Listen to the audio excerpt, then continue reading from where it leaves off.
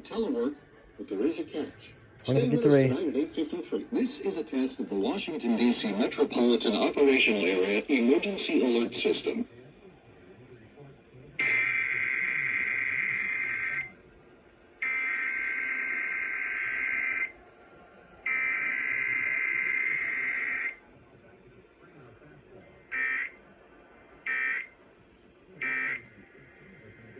Never miss a moment. WTOP News. You can't use your timeshare. They're closing the resorts, canceling reservations, and preventing owners from booking new reservations. Meanwhile, you're forced to keep paying maintenance, mortgage, and assessment fees.